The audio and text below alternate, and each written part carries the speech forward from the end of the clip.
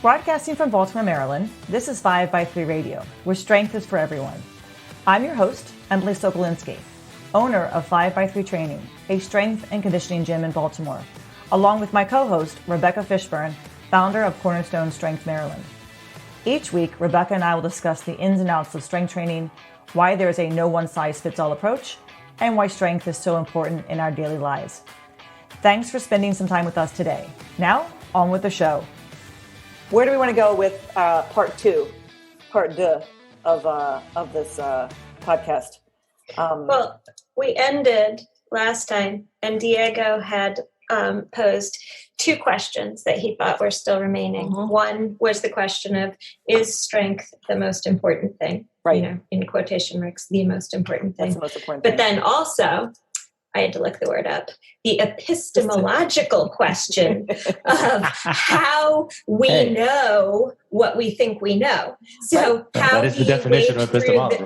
Yeah, I know. It's a great word. I'm using it all the time this week, Diego. I can't pronounce it, so kudos to you. But like Diego was saying before, how do you cut through the bullshit, right? Like, how do you determine of all of the sales pitches, right? And there's going to be some validity to all of the sales pitches, to all of the approaches. How do you determine which one is true, the most true, which one is like utter nonsense, right? That sort of thing. How do you sift through everything and find what's going to work for you? What's the right fit for you, and what does that mean? The right fit for you. You know, how do you even know that? And then we got some follow-up from our listener. Yes. Well, you also along the lines of, is strength the most important thing? What'd you say? I was pointing at Emily because Emily was also had all this stuff about the very last paragraph. You know, do you periodize? How do you reassess goals? What does success look like? Right. All that stuff. Emily still has questions or thoughts about. Oh, I do. Well, you did last time. You said that, all that stuff we were going to talk about. Yeah. But then we have this. Now we have a new email. We have a new, Yeah, I don't know that the new email adds that much, honestly. I mean, other than his opinion, right, which is fine. Right. But he asked for ours.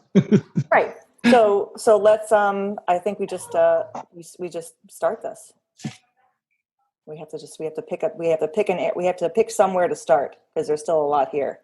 So we don't want to bombard everybody with, too much. We also don't want to get confused ourselves. Yeah. Well, is strength the most important thing? Is a form of, I'm trying to sell you something. So the, your new favorite word, the epistemological question comes first, because that's how you're supposed to ascertain the truth value of the statement. Strength is the most important thing, right? That is an application of the bigger question. So, perhaps, and probably more specifically, strength is the most important physical adaptation, because there's other things like love. Sure. Yes. Yes. The strong force, the gravity, things like that are more important. Yeah. Well, so do you need to do your kickoff? Oh, I can do my kickoff. Hi, everybody. We're here again, obviously, because I'm going to keep all this and as a lead-in.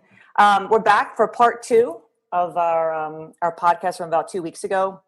We had a listener's question from Minnesota, and we spent quite a bit of time discussing, where do you begin? I mean, what's the step? I think we're focusing primarily on weight loss, and somebody who comes to exercise or a program for the first time. Do they start with weight loss? Do they start with an exercise program? Where do they begin their journey? So we spoke, I think, and you can remind me, that we all decided, I think, starting some type of exercise program, some type of resistance program is probably a good beginning.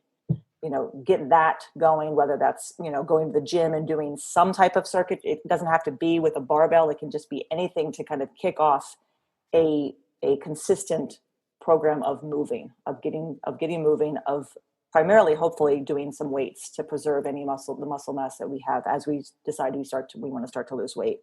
And then after that's become a consistent part of our life, a routine becomes a lifestyle change. Now we can start to focus on nutrition. And we probably have already started, most people have already started to eat better, even during that time.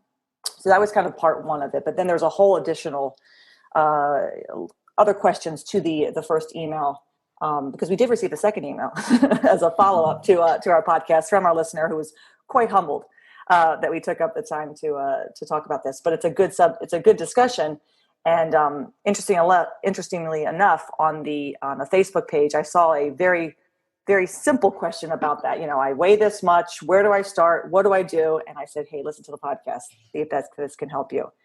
So the second part of the first email was about what's the most important thing for an untrained middle-aged person. And I think it was more, is strength the most important thing? Kind of was what he's going for. And how often do you adjust and reassess these goals once you've begun? And what does success look like? So there are a couple different, obviously, questions and subjects within those three questions. So we thought we'd kind of use this time to go into that detail about that. And, what is the most important thing to start with? And what does success look like when you've started X, Y, or Z? So do you, Diego or Rebecca, want to start off with that? Because I know, Diego, you had thoughts about this. Or Rebecca, maybe I'll just kind of open the door to either one of you. Where do we go with this second subject? Diego's jumping. Diego's waving his hand. Why don't you go ahead then, Diego? Why don't we start with the question that the original email post is, and I'm quoting now. It says, "What I'm saying is this: if a smart guy like me with 2 biochemistry degrees and a doctorate can get that batshit lost, what the heck does your average untrained person do?" Right. So the caller here, the emailer here, is posing an interesting question. How do we know where to start?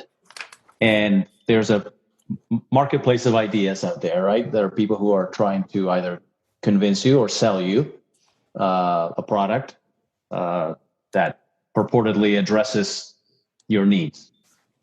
And you as a consumer in that marketplace of ideas are left with the question of how do you decide which product. You have limited resources, right? Limited time, limited money if there's a cost associated with what they're offering. You're left with the question of how to decide which ones of those to go with, right? As a reminder, this particular person had done some yoga, had done some boot camp type exercising, and then had moved on to lifting some barbells. So he had tried a few different of these options. I don't know what method he used to decide on those. Sometimes it's just availability, right? Sometimes there's a gym that's nearby and you go and you do what they offer, and that's fine. But now with the advent of the internet and the online coaching marketplace and all that other stuff, I think that you have to contend with a wider range of offerings, all of which are very seductively presented, right? Which makes it complicated for somebody who doesn't have much background. Particularly, this is exactly what we're talking about, a person who is new to exercise. By definition, they don't really have much background in the field, and they're faced with making a decision sometimes between rather incompatible claims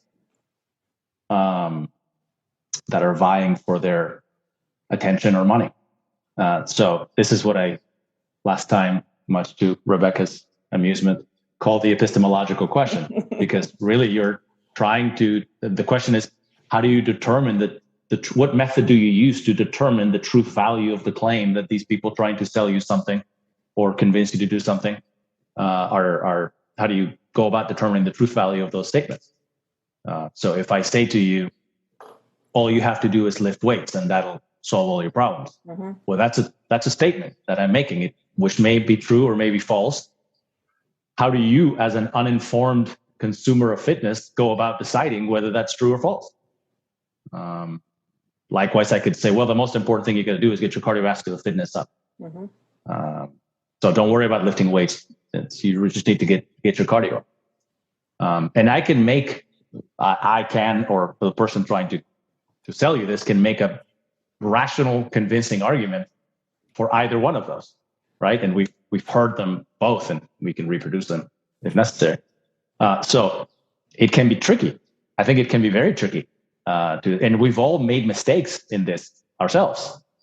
So I'm not speaking here from a position of, I know all the answers. I've made mistakes too. We've all made mistakes.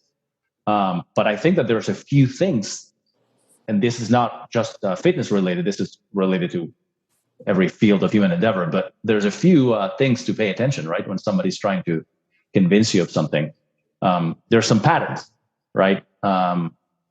So there's usually some sort of personal or anecdotal evidence that is brought into bear, right? And the reason it's personal, I think, is because personal accounts are emotionally more powerful than statistical accounts, right? Statistical accounts, for most people, have no meaning, and they're completely, people's eyes glaze over when you talk about statistics or studies or meta-analyses or whatever the case might be. Whereas personal accounts or, family member this, my friend did that. That's why people tend to, I think, put more weight on what so-and-so said at the hair salon than on what expert so-and-so said in a learned publication. Because I can relate emotionally to one of them, but it's very hard to relate emotionally to the other one. So I think most of these things will have a component of a personal anecdote with an emotional tie. And most of them will have a plausible mechanism. And I think Rebecca was talking about that one before we started, right? That there'll be a plausible mechanism. So we're talking about strength. Well, strength is obviously I'm doing the most important thing here, the plausible mechanism. The strength is obviously the most important things because that's how we interact with the outside world. If we can't move, we can't interact with the world. And if I can't interact with the world, well, good am I? Right. So obviously strength, since strength is the production of force against the external world, clearly strength is the most important thing. End of reasoning, right? That's a very compelling argument. That there's a mechanism. The mechanism is reasonable. Sure, yes, I have to move. I have to interact with the outside world. What's the alternative? Being a quadriplegic? That's bad. Well, therefore, strength is the most important thing. Likewise, I could say, well, cardiovascular health is the most important thing. You don't want to keel over from a heart attack, right? So obviously, we want cardiovascular health is very important. The metabolic health is the most important thing. Muscles feed off of metabolism. If my metabolism doesn't work, my muscles won't operate. I cannot interact with the outside world. Well, metabolism is obviously the most important thing, right? You can see why people would be confused as to what to do. All hail ATP, right? It's so all of the, I don't know about all, but most of the claims that you will hear will have this type of shape. There will be a purported mechanism, which is reasonable and may in fact be partially correct or true. There will be some anecdotal evidence and some appeal to intuition and some emotional appeal built into it. And that's usually enough to get people on board, right? That's all it takes. And then if you're clever with marketing and you tie that with, a limited time promotion, or you have no time to waste, or blah, blah, blah, then that's it. You got a sale. So I've been talking for 5 minutes, but I guess what I'm trying to say is we should think of these things, even if there's no money at stake, right? There is a resource at stake, which is your time. So you're paying with your time when you're going to do one of these things. You have limited time, so you have to pick which one you're going to do. And you're going to be offered things in this form, in the form of seductive anecdote with emotional appeal, plausible mechanism, that usually leading to, and this I think is the key distinguishing factor that we can use to weed some of these things out. Usually this leads to, and therefore, the thing that I am offering you is the best thing for you to do, is the optimal thing. Emily knows I have hives when I talk about the word optimal, right? As a trained mathematician, optimal has a very specific meaning. People throw that word around, meaning really, really good or something like that. But that's not what it means. So I think that the conclusion of the mechanistic, anecdotal, emotional appeal is, hey, I have the optimal solution given these things, and you should do this. And that's, I think, where your detector should go up, right? Your tingly, your spidey sense should start tingling. Because if we know anything from the non-emotional side, if we know anything from the statistical side of health, strength and conditioning, whatever it is that the answers are hardly ever clear. There's hardly ever a definitive best practice. Right. Almost always the results are muddled. And most often some combination of things ends up being better than one thing alone. Right. So my spidey sense tingles when somebody is trying to convince me that one aspect is so overwhelmingly important that it trumps all other aspects. And therefore, you should ignore all other aspects and just do this. That's obviously not a foolproof detector. There may very well be cases where one aspect really does trump all other aspects, and you really should take care of that one. But I think that in combination with that typical sales strategy that we just described makes my spidey sense tingle. And that's how I would start trying to separate the wheat from the chaff. So what do you think? I think like what you're saying in relation to the question, like, is strength the most important thing? What we where we all landed the last time is if you're starting out, if you're just beginning, strength is a very important place to start, but there's no one absolute right answer, even at the beginning, but especially as one progresses. And watch out for your spidey senses going off, understanding when, you're being sold something, even if it's just a program that's going to take your time, if not your money. Yeah.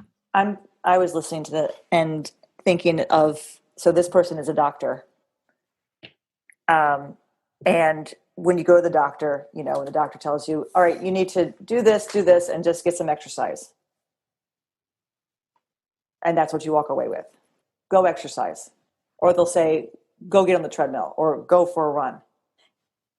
People walk out of the doctor's office. They have no clue what to do. My doctor told me I need to get more exercise. What does that mean? The doctor doesn't know it either. You have somebody who doesn't know what kind of prescription to give you in that sense, because they don't know. That's this person, right? Somebody who has 2 biochemistry degrees and is a doctorate. What do you tell somebody? Now, some of that's maybe liability purposes. They can't kind of say, go run, because if the person goes running and then breaks their leg, let's say running, they're going to come back and tell me to go run and I broke my leg. So there's this kind of like, quote unquote, just go exercise. Well, what does that mean? So there the person is left up to their own devices. My doctor told me to come exercise. They go to the gym. I have to exercise. Where do I start? And this goes back to what you were saying, Diego, right? I don't know where to start and what's the best thing. And if I'm sold something that they're telling me is right, and I don't know any better, then I'm just going to go ahead and follow your advice. And who knows where that leads me. Some people just end up stopping. It just becomes too hard for them to keep up with that. Let's say that program that the person's put them on, if they're working with a trainer. So people are constantly trying new things. I think that's an issue too. Like this, like our listener, trying the yoga, doing a boot camp, doing barbells.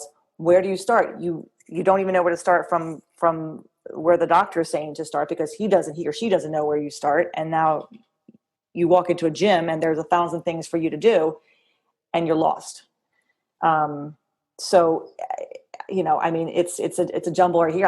I'm hearing myself talk and I don't know what to say. I don't know. I think it's absolutely true that doctors there's a vacuum left by the fact that doctors are not necessarily well trained right in exercise. Certain doctors. So that right? leaves a vacuum. We all know doctors who would give you a barbell prescription, right? Sure. Like Sully, like a doctor who has no vested interest in it is going to, which I think kind of gets back to one of the topics that we covered before, though. Like, is the most important thing strength, cardio, or is it consistency? Like, maybe it's left wide open because the doctor is like giving you space to figure out what works for you, what's going to keep you motivated, what's going to keep you moving. Like, I mean, obviously we talked about this the last time, and if a person can incorporate resistance training, maintain muscle mass, they're going to have metabolic improvements as a result of that as well. That is going to aid in the loss of the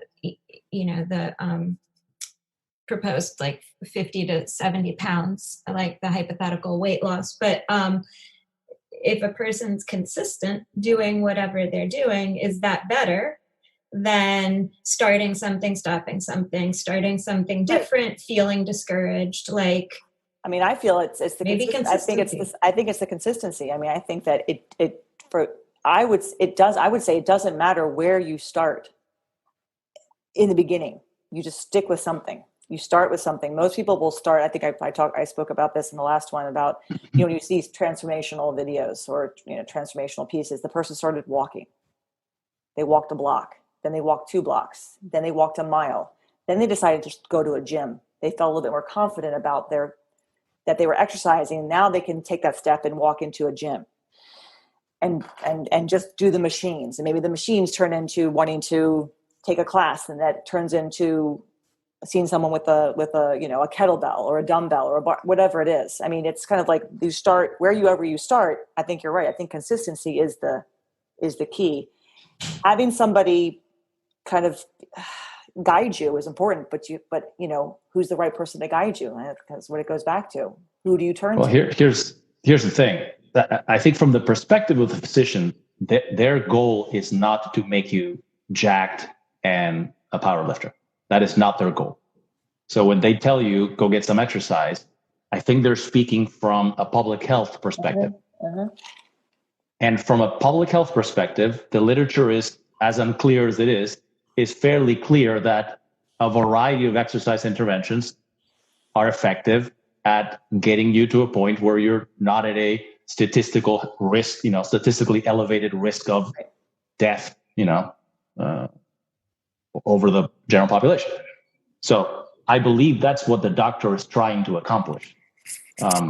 We have to understand that there's a difference between a mechanic and a race car driver. Right. They have different goals. The mechanic's goal is to get the car to perform to its spec. The race car driver's goal is to make the car go as fast as possible around the track. And then there are specialized mechanics who deal with race car drivers' cars. Those are strength coaches in this context. I don't think that the physician is particularly concerned with race driving or with strength coaches. I think the physician is primarily concerned with lowering your statistical risk of dying of all causes. So when they tell you go get some exercise, yes, we can make fun of that, but it's really not that stupid a statement. Really what they should probably be doing is referring that person to somebody who can turn that into a specific prescription. Right. The way that we discussed last time. Right. And that's what you say should happen. That's ideal. That's somebody who isn't just, I feel like blowing you off. Go get some exercise. And then you're left with, well, what do I do? I've never done anything before in my life. Where do I start? I don't know. Go for a walk. Okay. So that's what I mean. I mean, it's you want to have a little bit more guidance and as to here's somebody you could contact who may be able to help get you started. And you may not stay with that person, but that might lead to, to something else. But that blatant just, go do this. doesn't offer the person much at all. And then you end up with where does the untrained person do? Where do you start? I think that's the equivalent of you being overweight and somebody telling you, well, eat less food. That should do it. Right. Yes, that is true. And that will do it. But yeah. the problem is not that you don't know that that's what you need to do. The problem is that you don't know how to put that into practice effectively. Right. Same thing with exercise. The doctor is telling you what needs to happen. You need to get some exercise. And honestly, from a public health perspective, it doesn't really matter which one.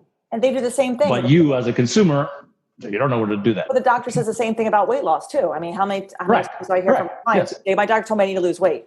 That's exactly what I'm saying. And what do? I don't know. It's a non-specific recommendation that is correct, but not actionable. It's hard to put it into practice. So really, a referral to a nutritionist or a fitness specialist or whatever would make much more sense. I just don't think that that's the way the American healthcare system is structured. Right. I think even though there is a lot, there's a lot out there, and you can get lost among this, as he's saying, as we were saying, there's this person trying to sell you that, this person trying to sell you this. At least I find that nowadays more and more readings out there, or articles, whatever, is about resistance training. That you can't look at the news, scroll through the news or read a paper where there isn't an article about, add resistance training into your program. That may not have been there that years ago, right? Mm-hmm. It was running. Now it's resistance. So there is that. I think that is something that definitely is that people are listening to. You can see the gyms have changed a lot, and the type of equipment that they have. Many of the commercial gyms, have started to invest more into barbells, bumpers, because they're realizing that's what people are either they're turning towards because of like CrossFit, people, CrossFit becoming popular. You still have the boot camps, but even in the boot camps, there's still the emphasis on dumbbells or kettlebells. So there is that resistance training side. It's not just pure aerobics classes anymore. Nobody just does aerobics. Well, I mean, maybe Zumba, but that's Zumba. There's no just regular old aerobics classes from like the 80s. There's more to it. So there is that. But then how do you sift through that? I think whether it's barbells, dumbbells, kettlebells, just start somewhere. Pick something. Start with the dumbbell. Then try to find somebody who can help with a barbell, or start yourself. I think there is information out there. You still have to sift through a lot of it, but at least that's a recurring theme that wasn't there before. So I guess the way I'm reading this question now, especially with the follow-up email, right? Like, so we're talking at this point, hypothetically, about somebody who is starting from like baseline, sitting on the sofa, fast food for all meals, right? And the doctor says, get some exercise, right? But like you get beyond that and you get someone who has bought into the notion that strength is where you start. And that's what they've done. And they've actually landed on barbells, and they've been doing barbell training. But where do you go from there? You've done your NLP. You've had a good start with your NLP. And now you're getting, for instance, like the messaging from Starting Strength is the most important adaptation. You need to continue to build more strength, right? Your 300-pound deadlift, that's great. You would really be a better human if you had a 500-pound deadlift, though. So keep adding weight. Okay, so before we even continue, let's address that. Right. So first tell me, do you think that a 500-pound deadlift would be better for this person than a 300-pound deadlift? Do I think that? No. Yeah, you.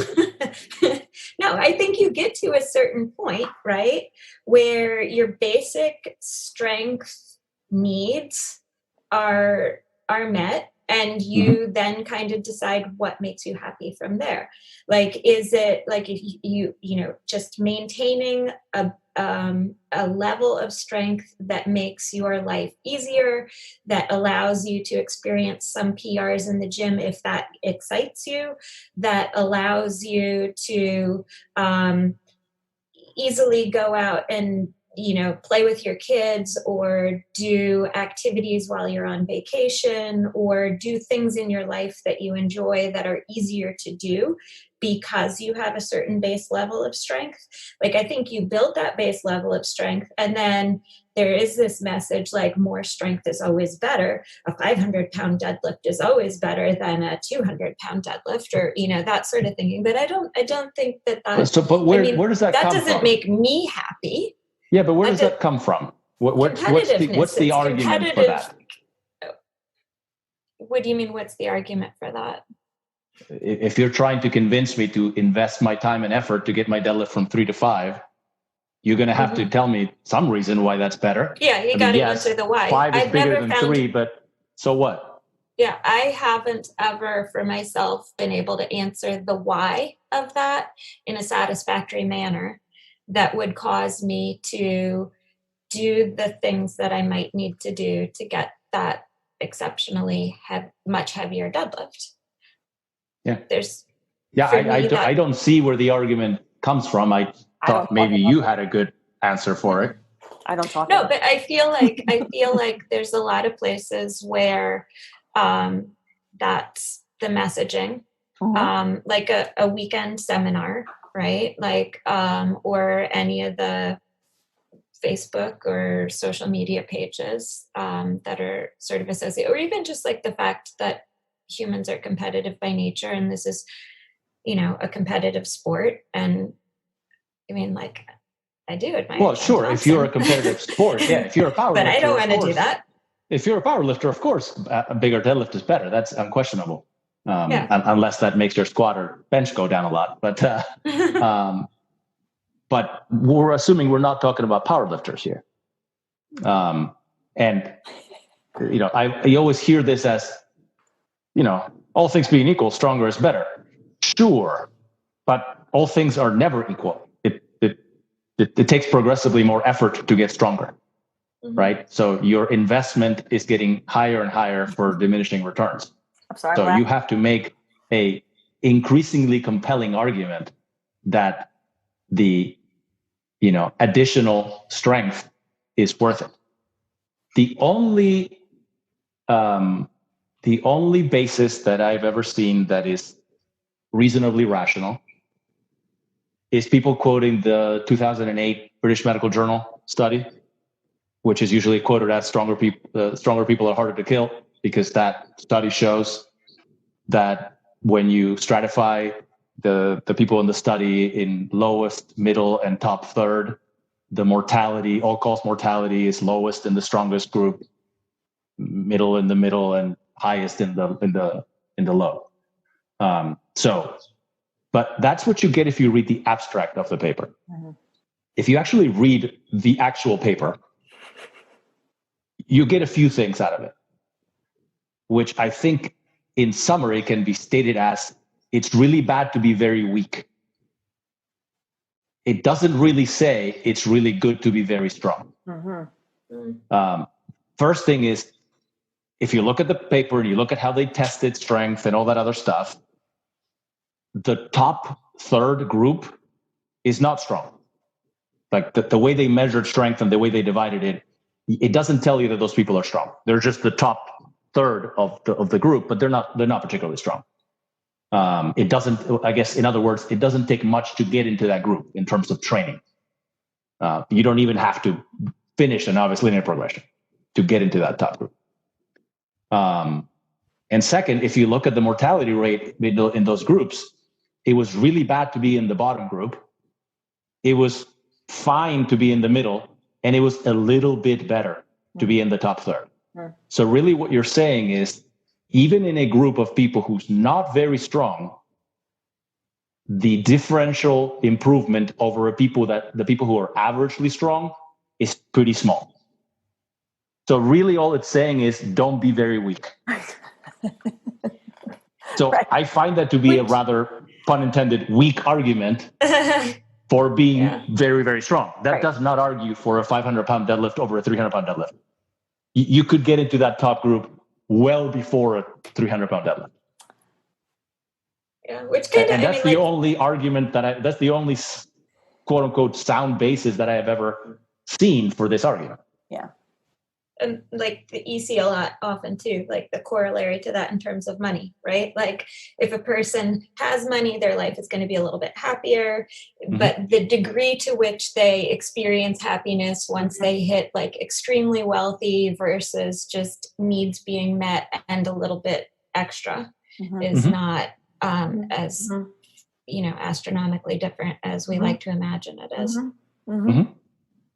That's why I like at the end of our listener's second email to us, I'm going to have to paraphrase this a little bit, but where I think what we're talking about, where it falls short, what to do after the start. Like once you've gotten, once you started and you start training and you're lifting, you've made some good strides and you've gained some strength and you've put some weight on the bar.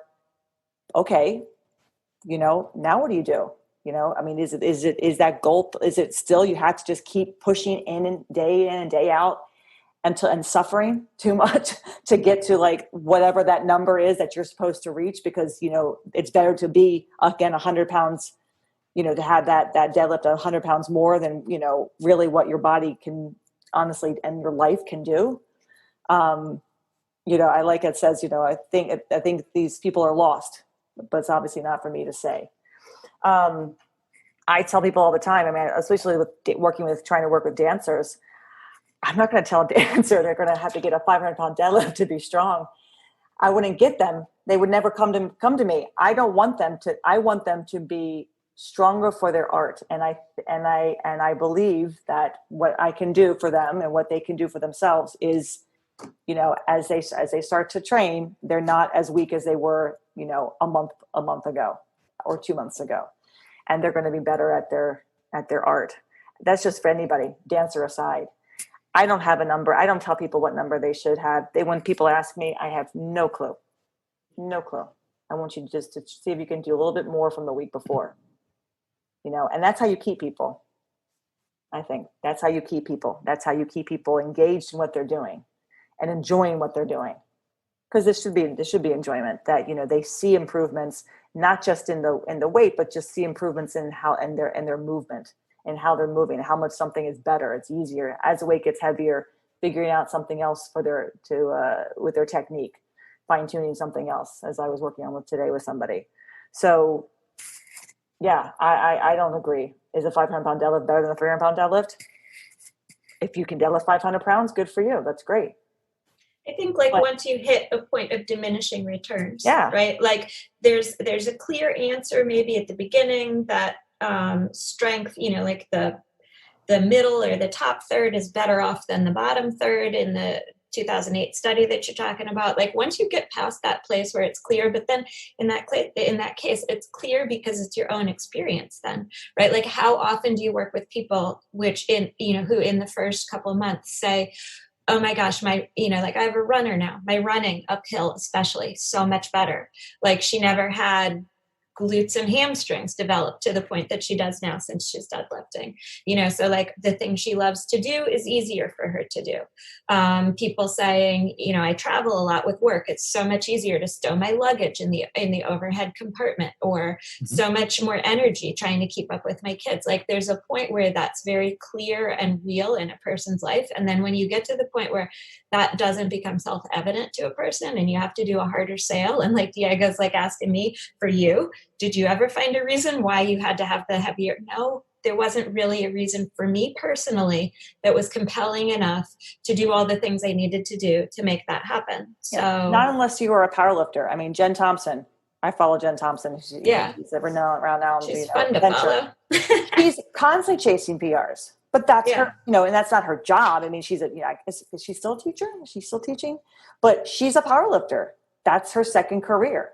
So of course she has to make more progress, and she's constantly chasing a PR. She wants to be stronger on the bench. She wants to get her deadlift up. She wants her squat back to where it was prior to her, that hit in surgery she had for her hip. But we're not training powerlifters. Those people are not who we're training, right? That's not who this person is. The untrained person. That's not that person. So yes, in that case, that's the goal. The goals here should be different. They have to. Here's an analogy. that I think it's going to sound stupid and ridiculous, which is going to illustrate something. You've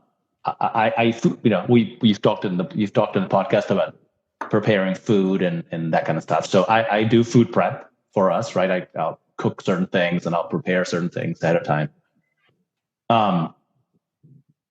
So I have gotten myself to a point, let's think about this as a progression, to a point where I can prepare certain foods and things with a certain degree of efficiency and tastefulness and whatever other qualities, and that supports our lifestyle and our nutritional needs. Right.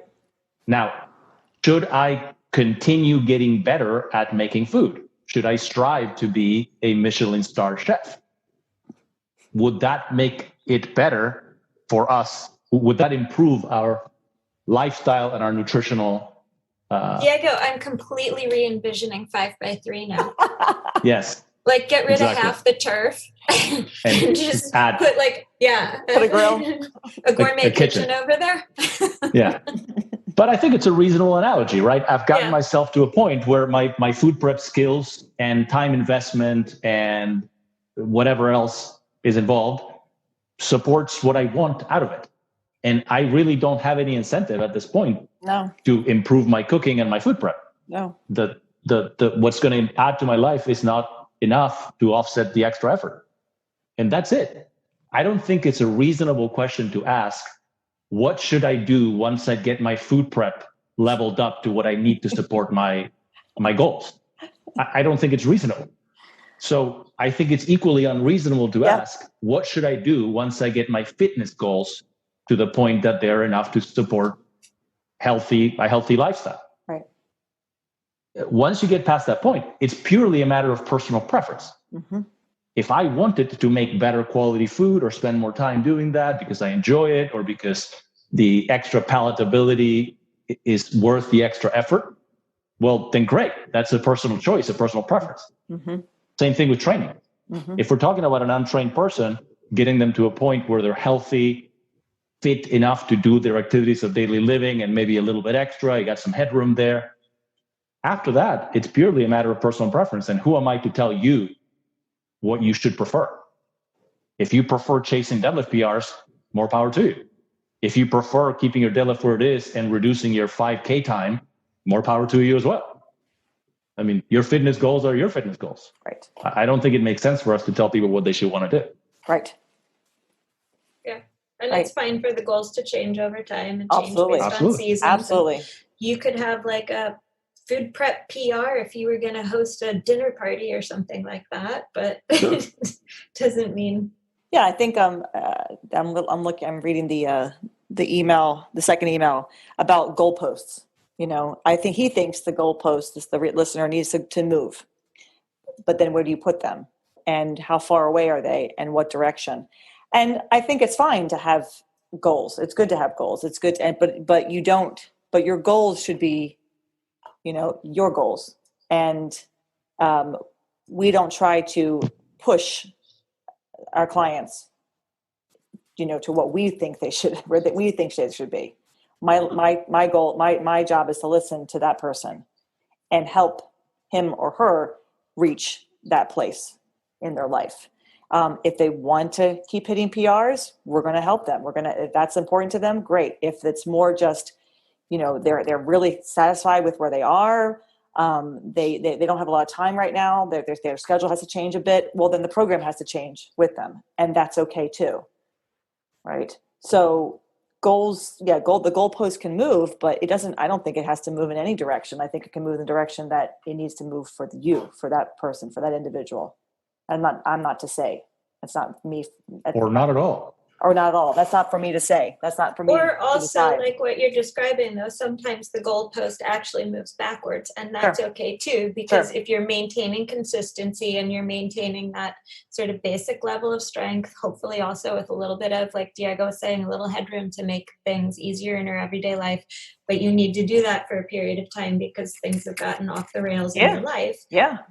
But you're able to maintain consistency. Yeah. That's great. That's a great goal at that point in your life too. It's that word. And that's Diego's word, consistency. I don't care what kind of I program. thought his word was epistemological. How many words are you allowed to have? He has a lot of words. But it is. But I think consistency really comes down to that, and we talk about that, and I've mentioned this many times in our programming lecture. The program, whatever it is, it can be dumb. If it's not that stupid, if it really isn't like completely off the rails, you will make progress if you are consistent. If you're consistent with whatever you're doing, change will occur.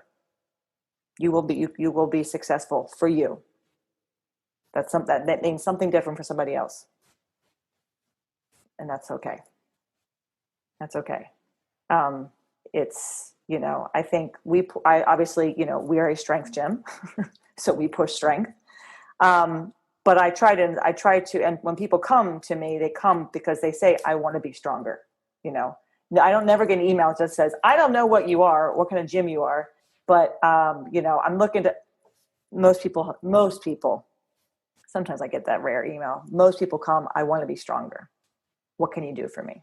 How can you help me? And I give them, I talk about what we do and, and how we work with people, the program that we put them on. And I talk about my other program too, that also complements the strength program, because there is no one way and there's no one fit for somebody. We have people on various programs, all hopefully, that do now work for them. So, but, I know what we peddle. I think what we peddle is good, but most people come to us already with that in mind. It's reaching that person who doesn't know where to go. I think it's just starting somewhere is better than not starting at all. One thing I would mention is to put our personal biases out in the open. I think all three of us are, I know you guys have talked about sort of process-oriented training versus goal-oriented training. And I would say the three of us are on the process end of the spectrum to some, to varying degrees. That is our bias. However, we have clients who are very goal-oriented. Right. And for them, it's different. I personally have been going to a gym of some variety or another multiple times a week for over 35 years. Right. Unfailingly. Yeah. So for me, yeah. Obviously, I'm a process-oriented person. Going to the gym and training is just what I do. But there are other people for whom that's not incentive enough or justification enough. They need something else. Some of those people need a competitive goal, so they end up competing in a strength or power sport, or they need a personal milepost to shoot for, and that's fine too, right? We have a process bias, and I think we have some justifications for why that is possibly better, but that is not to say that goal-oriented training isn't the right thing for some people. Right. And I think that I'm listening to you and I'm thinking of my clients who honestly just having a training log is the reason it helps them get to the gym. The fact that they know there's a program, they have a program. They don't just mindlessly go, because that's the problem too, right? People just go to the gym. They don't know what to do. So then they never end up going because they don't have anything when they walk in the door. There's no A, B, C, D, like in a guided class where you have an instructor telling you what to do. There's people who like to take class and those who don't need a class. They just really don't know what to do. So having a training log, because I have many clients who have no necessarily any goals, right? Their goal is to get to the gym. And the fact that they have that book is very important to them. And they come up to me and they have it all written down and they want to make sure that they have everything in order before they begin. That helps them stay engaged and stay consistent, having that log. So I really do, I like that about the program and the training methodology that we use, where we do keep track. And I was explaining this to a new person. she wasn't happy with what she was doing somewhere else. So she's going to start with us next week. And I said, everybody has a logbook and you keep track of what you're doing. You can literally physically and see also when you write this down in your book that you have made progress. Having that is good enough for some people to really be able to like look through, because people look through their training log constantly, look back to where they were 5 months ago, look where they are now. It really motivates them. So that's their motivation, not just a number, but the fact that they can literally see their progress as well as feel it. That helps them keep coming back. It gives them something to work towards, and they know that it's always going to be there.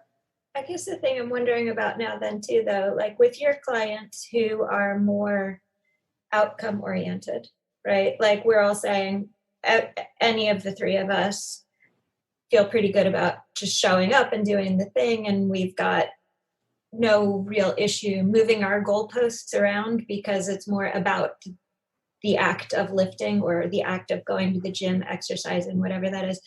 But like, I wonder if moving the goalposts or determining where to place the goalposts is more of a challenge for people who are more outcome oriented, because the idea of making progress, the way it's initially measured in the NLP is progress always is weight on the bar. So if that isn't the thing that's continually moving forward, if it moves backward, that's a harder adjustment. Like I'm also thinking about Ripito had an article a little while back about he was maintaining, and he was I didn't read the whole article, so it's not fair for me to comment, right? I sort of looked at I read the follow-up article that Sully wrote.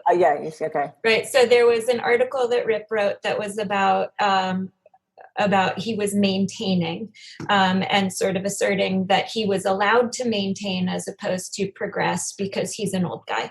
And Sully's argument was, if you are staving off the effects of aging and gravity and so on and so forth by maintaining, that's still training. That's not nothing. That's not something to like just sneeze at. And it sort of, I wonder if people who are more outcome oriented have a harder time with figuring out where to place the goalposts, or if the goalposts seem to be in the same place for, an extended period of time, or if they even need to, pull them back a little bit. Like, what do you guys see with your outcome oriented lifters? I think that they have a harder time. They're exactly what you just described. They have a harder time sticking with it if the goal is not met. I think they're harder on themselves if the goal is not met. The sense of personal failure, I think, is much higher. At least that's what I've observed. Which is, I think, in part why we tend to think that being more focused on the process in the long term yields better outcomes than being overly focused on the goals themselves. Of course, that doesn't work if you're a competitive powerlifter. The goal is the goal. But it can change. We have a client, and he listens to this podcast, who was very, very concerned with outcome, with numbers, and was getting very frustrated with himself and discouraged because those numbers, he wasn't hitting those numbers. And, he was consistent. Consistency wasn't the issue. But it was very difficult. It was very hard to encourage him, to keep him encouraged, because he was doing well. He was doing great, but he wasn't seeing those numbers. Then he had an injury that happened at work to his shoulder, kept him out for a couple weeks. He didn't want to push it. He wanted to make sure he wasn't going to push it. After a few weeks, he started back. And we were very conservative, and I kept checking in with him about his shoulder.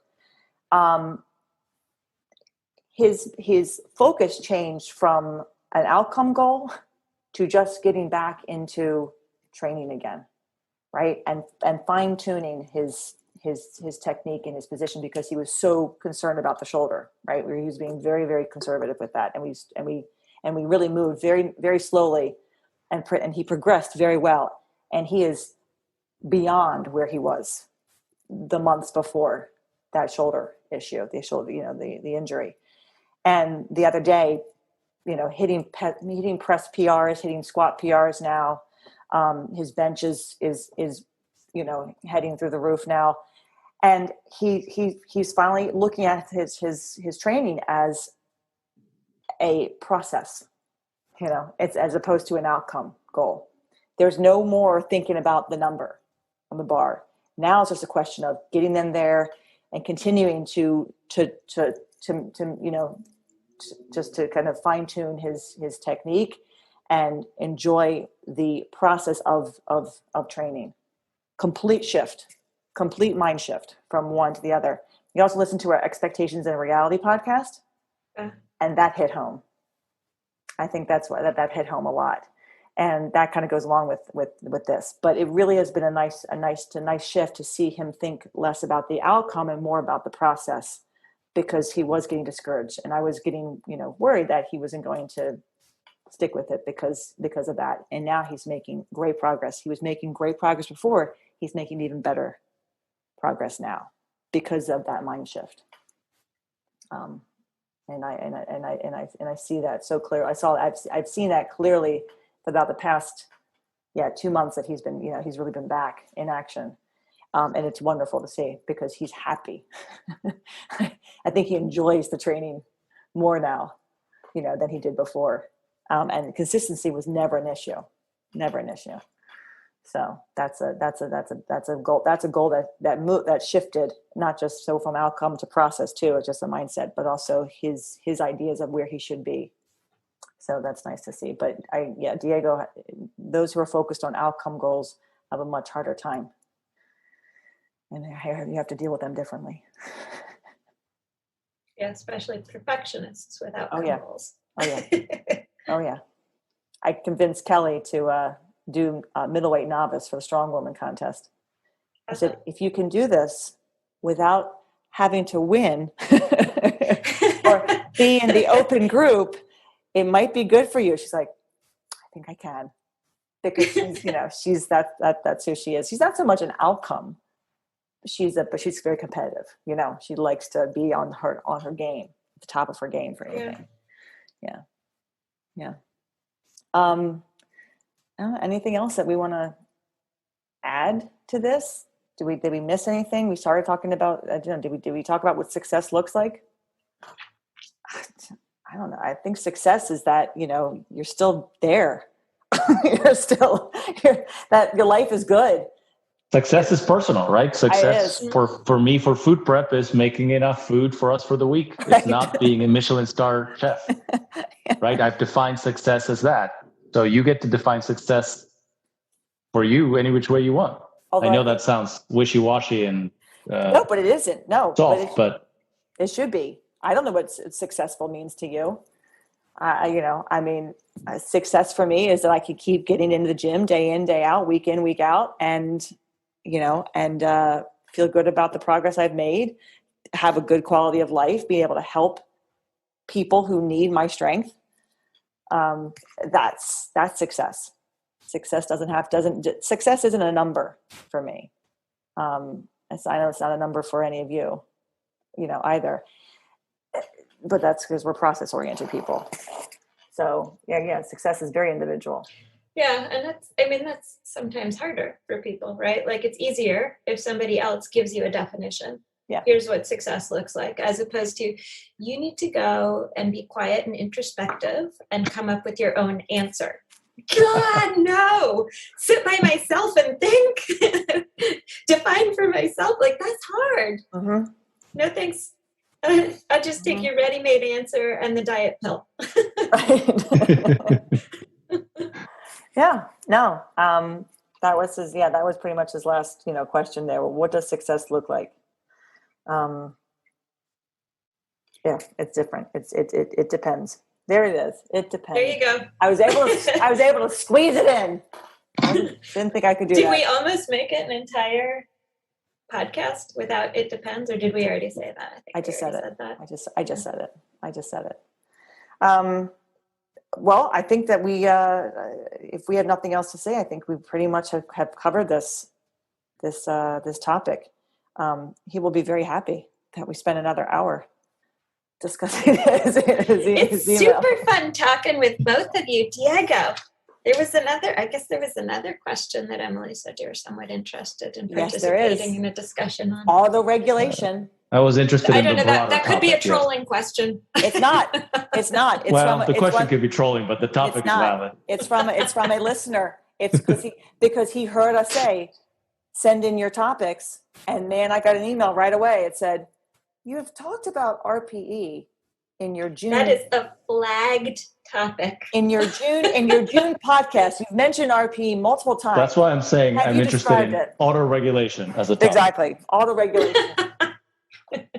Which I say I do all the time to people. Warm up and see how you feel. Well, hit that single, and then if you decide you want to go up, we'll go up. And if that single feels like shit, then we're just going to stay where you are. There you go. Success is auto-regulated. I did that today. I did that today. I do that every day. Warm up and see how you feel. That's what it is. So yes, that's another topic that Diego says he wants to be on our podcast for. So I think it's going to become what'd you say, Diego Radio, Rebecca? No. It's the summer of Diego. No. This is it.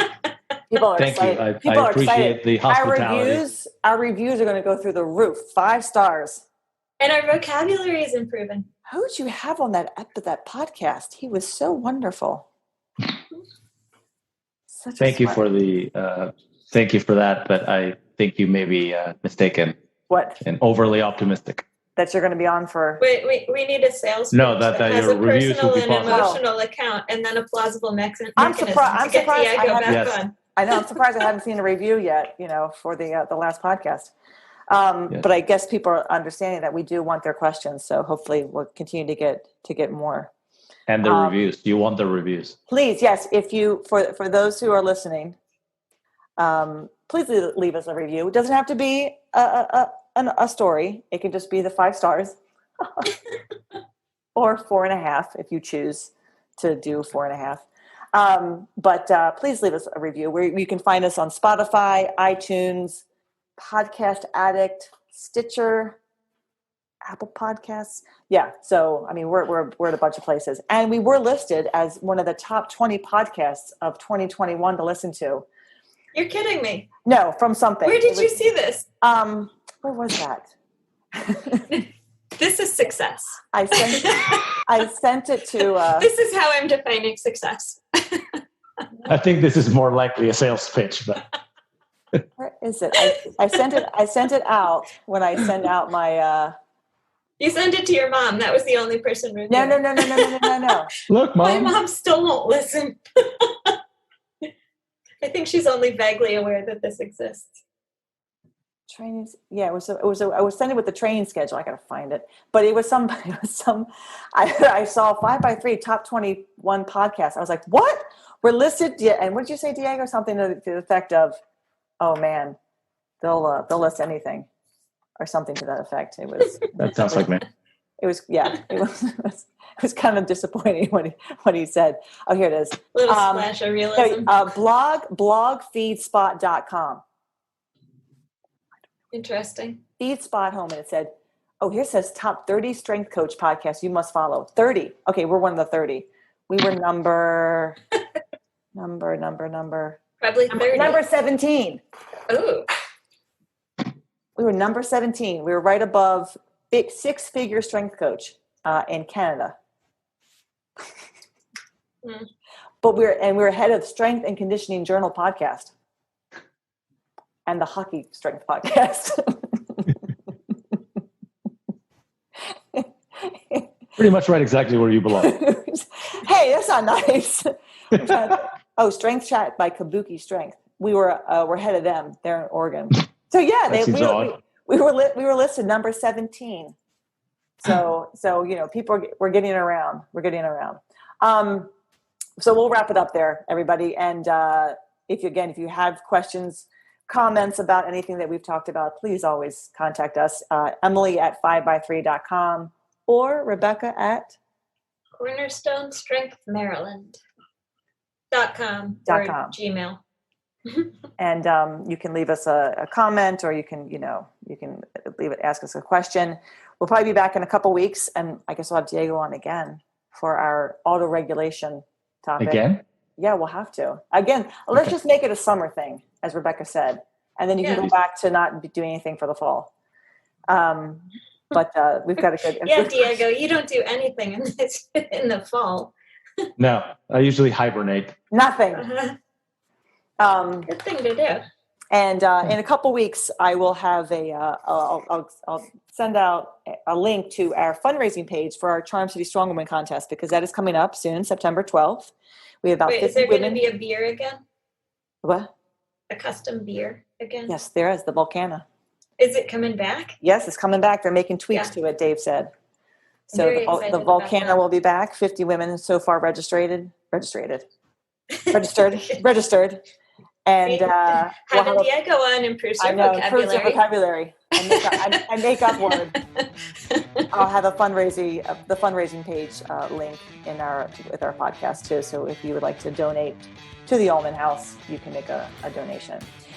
Thanks. We will be back in a couple weeks with our next topic, and we look forward to spending some time with you in about 2 weeks. Thanks, everybody. Thank you, Diego. Thanks, Diego. Thank you, Rebecca. Thanks. Bye. Take care. Bye-bye. Thanks for listening to 5x3 Radio with Emily and Rebecca. If you like our show and want to know more about 5x3 training, please visit us at www.5, that's F-I-V-E, the letter X, the number 3.com. You can also find us on Facebook and Instagram. To learn more about Rebecca, please visit her website, cornerstonestrengthmaryland.com.